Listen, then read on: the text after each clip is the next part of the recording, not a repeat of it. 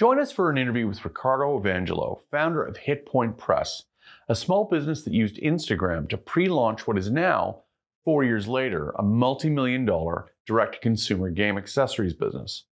If you're into games a chance, why not take a chance on this interview?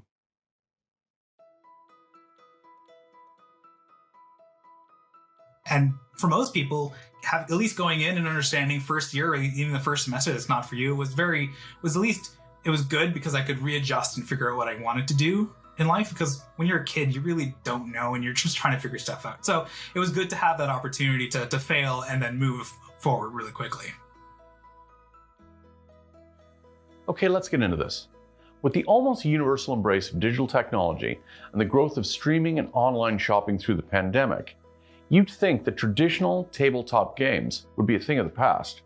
But you'd be wrong. The industry is actually flourishing, with games and puzzles growing more than 20% through COVID in both North American and Western European markets. In fact, iconic game producers Dungeons & Dragons recorded their biggest year at the height of the lockdown, showing growth of 33% year on year and exceeding 50 million players. So what's driving the resurgence of board games? Well, it seems Newton's law of motion, that every action has an equal and opposite reaction, is seemingly true in the analog gaming industry. Despite everything technology brings us, consumers are suffering digital fatigue and are looking for alternatives to spending less time in front of a screen and more time connecting with the people around them. And all of this growth has created opportunities to help gamers go even further in enjoying what they love. And that's where today's guest comes in. Ricardo Angelo began his academic journey by pursuing a degree in mechanical engineering, but ended up flunking out after focusing his time on games rather than schoolwork. A cliche moment ensued when he moved back into his parents' home to instead pursue graphic design, which would become the launchpad for his creating HitPoint Press, a venture that's allowed him to combine talent with passion for gaming to create success. In this interview, learn more about how a failure in one area of study opened up the door to Ricardo's true passion, and how the power of crowdsourcing insights became a grassroots growth strategy that's powered incredible success in short order. Now, let's meet the remarkable Ricardo. Hi, I am so thrilled to welcome Ricardo Evangelo, CEO and founder of HitPoint Press. The reason that I'm interviewing Ricardo today is because I met him through an accelerator I work with, and in the course of that meeting, I got to know a little bit about his business. I'm fascinated because I don't think that this is inaccurate to say, at Ricardo's heart is somebody that is a creative. And he started off as a creative, and he's translated, great brains into a passion and into a very successful small business. And I'm really keen to unpack that and find out more. So Ricardo, welcome, and thanks for spending time with us. Hi, Robert. Thanks for having me here today. So HitPoint Press, let's start with that. What does HitPoint Press do? So HitPoint Press develops and creates their own third-party tabletop role-playing game accessories. So what that means is other games like Dungeons & Dragons or Pathfinder, we create materials that supplement or support those games, be it campaign settings or reference material, things that allow people to have different ways to play or engage with the games that they know and love. So essentially, you provide additional elements within the backdrop of their imagination to help support the quality of the game experience. Correct. That's a good way of putting it. So I want to talk about that gamer community eventually, but first I'd like to know, just tell us a bit about your background and where did you come from, and how did you start this journey? So I say it goes back to like 2004, 2005. Originally, I'm from London, Ontario, but I moved to Ottawa because I wanted to take mechanical engineering with a minor in computer sciences. And I got here, went to U Ottawa, and I flunked out because I played too much Magic the Gathering and Dungeons & Dragons. So I was getting too much into my hobbies and less into the schooling. I wasn't actually really interested in that, I found very quickly. So I ended up going back home to London, Ontario, and discovered that I was actually more interested in designing and building things I still like, that's why I kind of like mechanical engineering, but it was more of the application of it. So I ended up going to Fanshawe College for graphic design, and it's a 3-year course that I took and did some basic business classes with my electives, accounting and things like that, just to kind of round things out, because my understanding of the space was that it's either very much gig based in that you get a lot of freelance work, or you found a company. And I found that I liked having a bit more of the creativity of being a freelancer and running and doing different jobs here and there versus working for one company and just developing and focusing on that brand itself. Now, sorry, go ahead. Sorry, can I just ask you a little bit about that? Because those two, that's the split that you encountered there. One leaning into engineering, computer science, and then stepping back and going into graphic design, I mean, could not be further apart in certain respects. I know that there is some connective tissue there, but I think in terms of what a lot of people would assume, one of them is kind of where all the money is, and the other one is a little fluffier. And I'm just curious, have you ever encountered that attitude, and what made you choose to go the different route? Well, I do believe that a lot of people think graphic design is easy, and that might be a misconception. Actually, going into the program, a lot of people thought it was like a cakewalk class or program, but actually most of those people didn't actually pass. I think a third of the class actually finished the entire course because of that mindset. But the reality of I went into mechanical engineering because I had an idea of wanting to build robots or being a part of that creation of developing things. But it was more of, I liked drawing and developing an idea of it, not actually doing the mechanics or the programming. I was never really into programming languages or that sort of thing. So I didn't really understand that disconnect. And for most people, at least going in and understanding first year or even the first semester, that's not for you, it was good because I could readjust and figure out what I wanted to do in life, because when you're a kid, you really don't know and you're just trying to figure stuff out. So it was good to have that opportunity to fail and then move forward really quickly.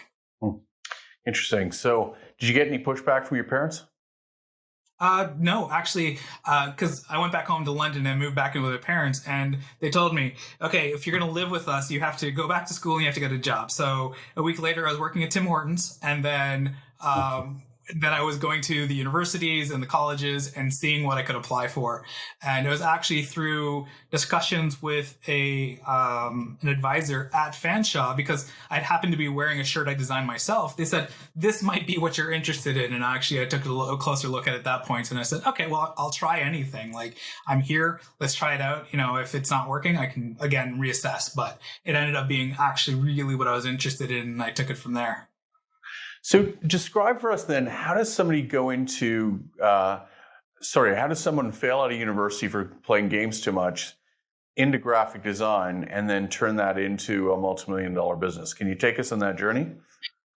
It's a probably 15-year journey essentially, but it takes time to develop anything. As you probably go through multiple different company iterations before you get the one that really hits.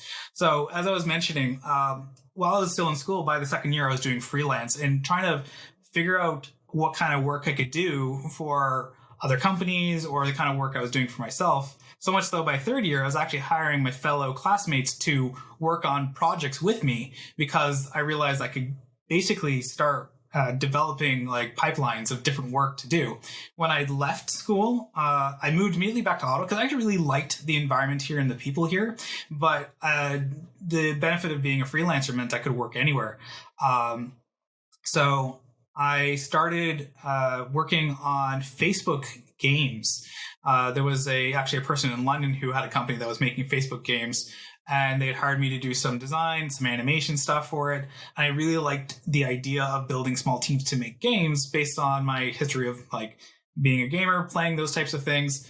So I would make little teams here and there and try to make a new hit game that would work. But games are very much a hit-driven business, require a lot of marketing behind it. And I didn't have that experience yet. So a lot of those companies didn't really hit it off. But we ended up starting, myself, a roommate of mine, and some other colleagues, a company called Arctic Empire to basically make games for mobile, iOS, and potentially look at Facebook. This was back in 2010, so that's 12 years now. The company still exists. They're now currently Arctic Leaf, and they're currently a digital entertainment agency who develops e-commerce sites and applications for other companies. But we started as a gaming company trying to figure out how we could build games and market those things. Again, like I said, very much a hit-driven business. And while we could make the games, we couldn't sell them. So I kind of took that to heart, and the company transitioned to become an agency to develop games for other companies or applications. Within its 5th year of the company, we started looking at e-commerce as Shopify was really starting to hit its stride in terms of like what it was doing for the e-commerce space. Being that I was leading the design department at the company, I said, well, I might as well start up a Shopify site, experiment, build my own site, see how this works. And so I sold $500 worth of Magic the Gathering cards and made gaming accessories for Magic the Gathering and sold and promoted them through a Shopify site I had made. And through marketing through sites like Reddit and socials like Twitter, I would give away free PDFs and engage with people through grassroots marketing to try to like get them really interested in what I was building. It was kind of interesting because it allowed me to really discover the marketing side, which is the thing that had been stopping me in every step of the way with other projects. It's like we could never understand how to talk to the people. We could build, but I couldn't talk. So I took that as my experiment to say, okay, well, I know I can build. I could build the site. I could build the products. Now I went heavily into like figuring out how to advertise and talk to the people. Some of that was finding influencers and working with them on their projects and using that to generate feedback onto mine. Some of it was the projects and products I was creating were touched people in a way that they actually wanted to talk about it and create video reviews, which actually brought a lot of attention to the site we're building. Within the first year of running that site, the initial site, which is called cardomajigs.com, still live to this day, I needed to actually bring someone on to manage the fulfillment because I couldn't manage all of it by myself because I still had the other business I was doing design leading on. So I brought on a colleague named Jordan Riche. He was an animator, and he actually animated for some of the projects I'd been working on in the past. And I basically brought him in to stuff some envelopes for me. At that time, I had already got my own large printer and hydraulic paper cutter because I realized I was better served by printing my own cards than going to print shops every month and having high minimum order quantities. And so I could manage that myself. I let my colleague know and said, hey, if you ever have any ideas for things we could prototype and develop, let me know. And he actually told me that Wizards of the Coast had just recently released their open gaming license for Dungeons & Dragons, which allowed us to build and create accessories for their game like whole cloth. Basically, there was some things we couldn't touch, but there was like this document that allowed us to reproduce or create new worlds or accessories. Being that we already created reference material for the Magic the Gathering side, we felt like this was an easy transition. And we developed a line based on various monsters, magic items, and things like that that related to the game. And we started developing our first crowdfunding campaign. Way we marketed it is similar to what I discussed before, is giving away free product, talking to the public about what we're building, and generating mailing lists. What we ended up doing is we made a post out on Reddit and said, hey, anybody who signs up to our mailing list, we will actually send you physical prototypes. And shipping a couple cards is pretty cheap, and we could print them in-house. So the cost production was like a couple pennies per person, with the shipping cost maybe being $1.50. So our cost for acquisition was people who were heavily engaged in this kind of space and were really interested in what we were developing. So we generated a list of about 800 people, which led us to a Kickstarter campaign that generated over 60,000 for a campaign we expected to hit at least 5,000 for. After doing that, we kind of knew that we had something there. Not only were they interested in the first batch of accessories for like Magic the Gathering, now they were engaging in different spaces. And we kind of just kept going from there and iterating and expanding upon the different kinds of reference materials to campaign setting books to it's mostly developing a variety of accessories for those games. And every year after year, we keep growing and developing bigger campaigns. So that's a quick Coles Notes version of how we started to how we got here. So Hit Point Press basically is the manifestation of, like, it basically is executing at scale on something that you started doing with a simple Shopify site, and and some of your own work? Yeah. So, because in the starting days, a lot of the designs were myself or my colleague Jordan were developing those things. Nowadays, I'm not so much designing a lot of the content itself, but I'm directing or I'm coming up with the ideas of products that I think would do well, and then working with my amazing team to actually get and build those pieces out. We actually incorporated Hit Point Press in 2019 now, yeah.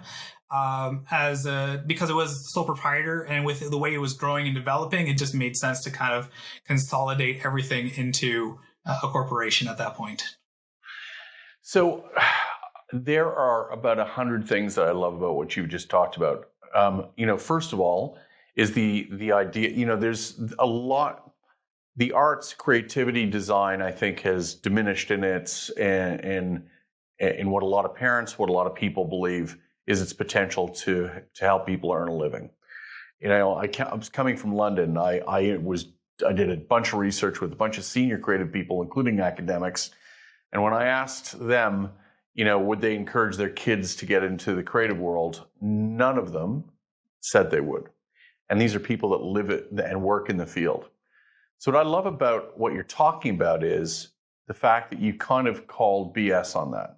You showed that you can translate, one, the very thing that got you kicked out of university and your creative skills as a designer into a proper business. So I love it on that front. The other thing I love is that what you've demonstrated, which I would argue most marketers in major corporations have never even come close to, is the idea of connecting a product that you've created to a single audience member and then figuring out how to scale that into a following. So I'm asking you this question as the CEO of the company, not the creator. But think about the archetype of the consumer that you sell to primarily, because, as I said at the outset, you run now a multi-million-dollar company, even though it's still a small company. The point is that you're at the beginning journey of what could scale up to be significant, but going back to, first principles, you understood the consumer very, very intimately. So as the CEO of the company, describe the target audience. Like, who's the archetypal consumer in terms of their gender, their age, their interest, and why they profoundly connect with a product like this? Typically, I like to say that I build for myself in a lot of cases. I am my consumer. But you kind of look for a 25 to 45 male, female demographic. It's pretty split in terms of what's there, in terms of people who are engaging and playing the content that we're doing. A lot of these people are looking for ways to engage and play with people while there is a lot of digital and online play, a lot of it was based on the getting friends and family to come together at a table and play something that was a bit more engaging than just a board game, but had a lot more longevity to it. So that way you could come back and storytell and create things together instead of just, playing a game of Monopoly or Risk. You're actually having the way to create and build characters and tell a story that you can take with you, like down the line with those people. And that's one of the really big things about this market is everybody's a storyteller, everybody's a creator in this space. And so you're giving them tools to just kind of grow and develop upon that. It's not just you telling them, well, you're only X. It's like they can do whatever they want. They don't even have to follow the rules that we've built. They can elaborate on those rules and develop them further. And that's really what we want to do, is collaborate and build with all of our players. So we like seeing that, and we see that every day in terms of like the video streams that they produce, to the art and the different rules that they like to create. They make their own maps. They do stuff because they are so engaged in developing and building that they don't get that in their day-to-day, that this is something that they want to engage with in their spare time. Now, what I'm curious about is, you do this yourself. Like, you love this stuff yourself. So as you said, you really do. You are trying to create content that you would buy yourself, and that certainly helps. Yeah. But there's something else. What do you think? What have you learned about the ability to magnify a message? Because you started out with a couple of products, and you started with a single site. You didn't have a following. You had to create a following. So what have you learned about this audience in terms of their love of the subject matter and how that translates into them sharing your message and effectively becoming the voice of your marketing program? Oh, I still think that really connects to the fact that people like to create and build, and our tools really kind of allow those people to either make a unique experience for themselves. So like the Magic the Gathering side where I created tokens, instead of just playing with regular paper tokens, you could have animated tokens which allow you to say, oh, this is how it moves and lives in the world. We give different ways to play, and I think that's really what connects to people. So one of the things that is still misunderstood in marketing today, even though we're 27 plus years into the internet, is the ability to reach micro communities. These are communities of special interest. So whereas the tradition of marketing was mass, we now live in the age of micro. And if you can connect with the consumer through the products and services you create deeply, oftentimes the consumer does the work itself. And I'm curious, have you seen that kind of the ideas that you create catch fire and start to spread? Like, have you ever documented the way an idea can move through these communities and create the kind of success that your business seems to be built on? It's interesting that you bring that up because there's a lot of marketing that that is starting to revolve around that kind of stuff. Through email marketing, I find the general recommendation when developing campaigns or talking to communities is having a really good understanding of who those people are that are playing or engaging in that sense, because you don't want to send email marketing to people who, like I said, if I'm playing Magic the Gathering, I don't want to send them Dungeons and Dragons related stuff if that's not what they're into. And so you have to be very intimate in that knowledge of who the person is and what they're engaging with and what they're talking about. When it comes to bigger companies, a lot of it is they're just looking at numbers and metrics and then probably aren't looking at the content itself. But that's kind of where they have to rely on their teams to kind of tell them potentially what they should be looking at. I think we have a better advantage is the sense that we're lean and we have that, we have that intimate connection, but not only that, but I myself am running the campaigns because I understand the content that we're building and also the people that we're building too, to be able to market that too. I always find that to run a business, you should have a good acumen of A, design, B, marketing, because with those aspects alone, you can at least know you can make something look good and you can sell it. And so I find those are like really a good starting point for anybody who wants to be in business, because then you understand that if you're happy with what you've built as understanding of good design and how to market and develop, you are probably got a good foothold against most people in that space. Interestingly, I think you are taking, there's a genius to what you're saying, and I'm not blowing sunshine up your skirt. I mean it sincerely. This is lost on a lot of traditional marketers. And the fact is that we live in an age where consumers cannot be, they can't be lied to. They can't be bamboozled. The number one channel of influence is one consumer to another to many more. And I think that what I've got an individual I'm going to be interviewing shortly for the channel, and he describes, he's in the food business, basically in the catering side of things, with a really interesting business. And he said probably the biggest advantage he had starting out was not having money. Because instead of just guessing at stuff, he had to break everything down into the details. He had to find out exactly where to place his offering and how to bring it to life in a really interesting way. He said, I would have glossed over all of that. I would have just thrown money at problems. And in fact, the nature of his business and why he's grown so successfully is in the details. And I think that it's only that granular level that you're describing, I think, that comes from somebody who's actually created the product, the level that you're talking about. Mm-hmm. So the business is called Hit Point Press. What is the business becoming a larger vehicle for? Like, what's the ambition for where you go next with it? So the main purpose of Hit Point Press is not to create a business that I sell within 5 years and start making something else, falafels on the side or something. It's more of a vessel for me and my team to come up with cool ideas, cool projects, and develop them over time. Be that, do we stay in the TTRPG space, or do we decide to expand out, go into board games or into video games, or just creating other types of media and content? I want to create a company that allows us to have the creativity to and space to explore and build.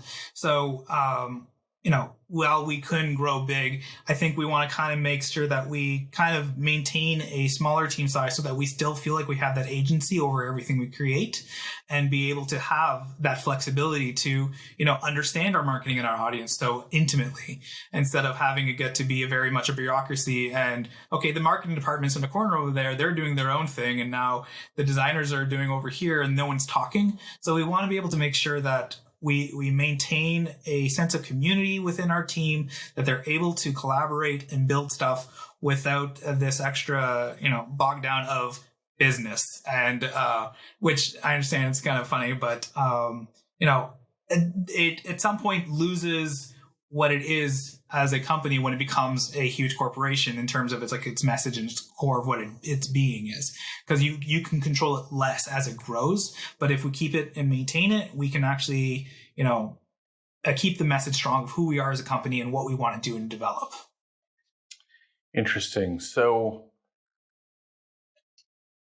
I mean, I shake my head. I worked with Disney a number of years back.